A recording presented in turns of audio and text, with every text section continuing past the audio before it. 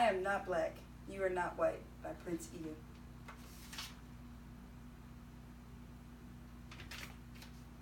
I am not black. I mean, that's what the world calls me, but it's not me. I didn't come out of my mother's womb saying, hey everybody, I'm black. No, I was taught to be black. And you were taught to call me that, along with whatever you call yourself. It's just a label. See, from birth, the world force feeds us these labels, and eventually we all swallow them. We digest and accept the labels, never ever doubting them. But there's one problem. Labels are not you, and labels are not me. Labels are just labels. But who we truly are is not skin deep. See, when I drive my car, no one would ever confuse the car for me. Well, when I drive my body, why do you confuse me for my body?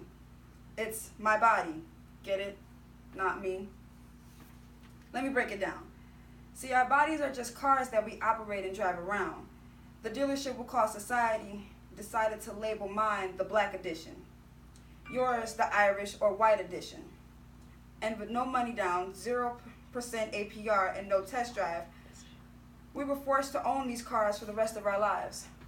Forgive me, but I failed to see the logic or pride in defining myself or judging another by the cars we drive, because who we truly are is found inside. Listen, I'm not here to tell you how science has concluded that genetically we're all mixed with, and race in the human species doesn't exist, or how every historian knows that race was invented in the 15th century to divide people from each other and it has worked perfectly. No, I'm not here to lecture. I just want to ask one question. Who would you be if the world never gave you a label? Never gave you a box to check? Would you be white, black, Mexican, Asian, Native American, Middle Eastern, Indian? No. We would be one. We would be together, no longer living in error. Of calling human beings black or white, these labels that will forever blind us from seeing a person for who they are, but instead seeing them through the judgmental, prejudicial, artificial filters of who we think they are. And when you let an artificial label define yourself, then my friend, you have chosen smallness over greatness and minimized yourself.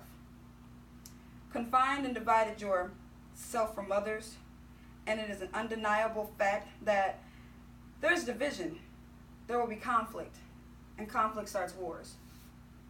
Therefore, every war has started over labels. It's always us versus them. So the answer to war, racism, sexism, and every other ism is so simple that every politician has missed it. It's the labels. We must rip them off. Isn't it funny how no baby is born racist? Yet every baby cries when they hear the cries of another, no matter the gender, culture, or color, providing that deep down, we were meant to connect and care for each other. That is our mission, and that is not my opinion. That is the truth in the world that has sold us fiction. Please listen. Labels only distort our vision, which is why half of those watching this will dismiss it or feel resistant and conflicted. But just remember, so did the caterpillar. Before it broke through its shell and became the magnificent butterfly, well, all these labels are our shells, and we must just do the same, so we can finally spread our wings. Human beings were not meant to be slapped with these labels like groceries and supermarkets. DNA cannot be regulated by the FDA. We are meant to be free. And only until you remove them all and stop living and thinking so small, we will be free to see ourselves and each of others for who we truly are.